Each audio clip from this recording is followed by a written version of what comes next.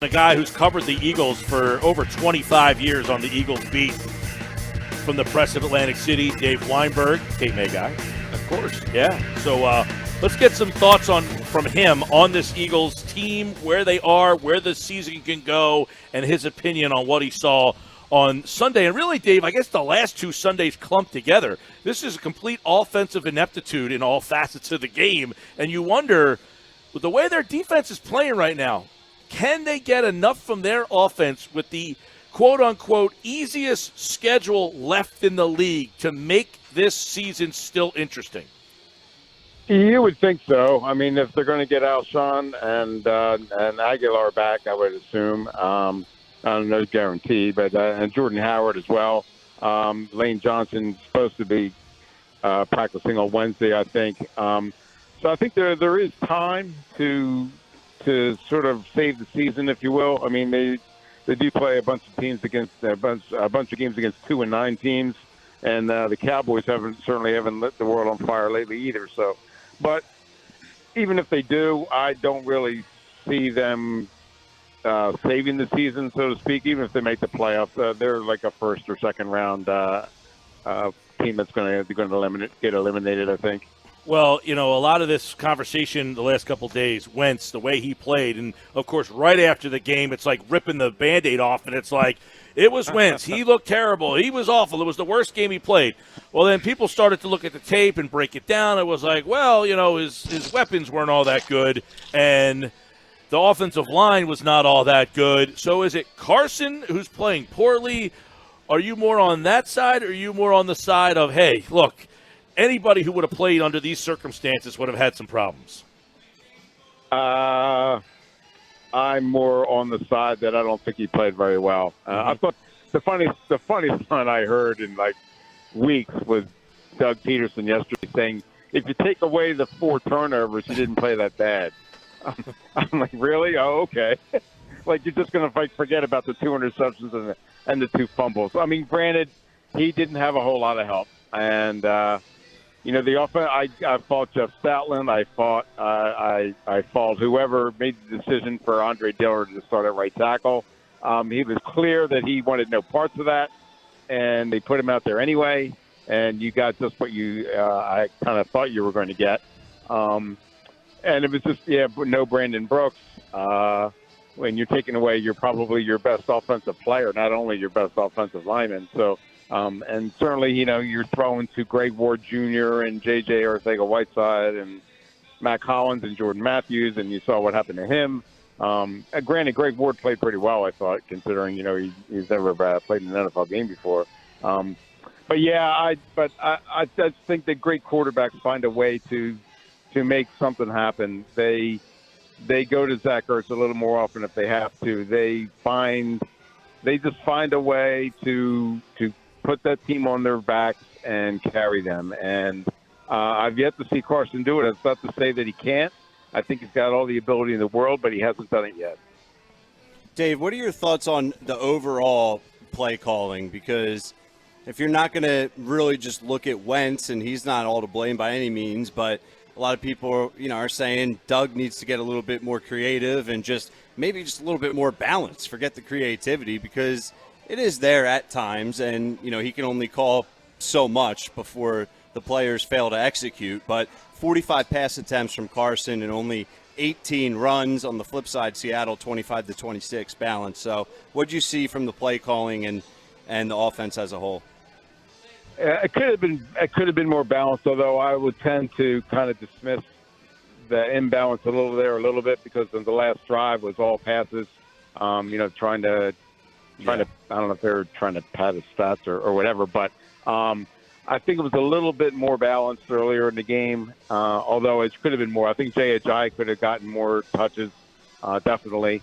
You know, he's certainly well rested, that's for sure. And Miles Sanders as well. Yeah, I think that Doug could have been a little bit more creative. You're right there. I think they should have run the ball more than they did. I thought J.H.I., for coming right off the couch, looked pretty good. I thought he looked comfortable. Yeah, he did. Yep. His ball security looked good. It's hard to do. I've done it. You literally go from just training in a gym and running on some turf to now people are chasing you down and you're running for your life. So I thought he looked good. And I thought they used a nice combination of him and Sanders, and I think it can be improved upon. I think Sanders' role can be expanded too. I think he looked pretty good running between the tackles. But I asked John McMullen around 4 o'clock what he thought led to the success of the defense in the last 2 weeks, and he said a lot of it has to do with the health of Fletcher Cox. Do you think it's been Fletcher primarily, or you think it's just been a host of guys? A host of guys. Fletcher's certainly a big impact. He's healthy for the first time, really, since last season, and he's playing like the Pro Bowl player that everybody expected. I'm a big Brandon Graham supporter. I think he's very undervalued. He's not just as a pass rusher, but he's an excellent run defender, and just as his 1-2, his motor is as high as anybody on that team. I think Malcolm Jenkins is. I thought he had a pretty bad first half of the season. He seems to be more like the Malcolm that we were expecting. 2 sacks on Sunday. More of a field general out there. Rodney McLeod's getting healthier than he was.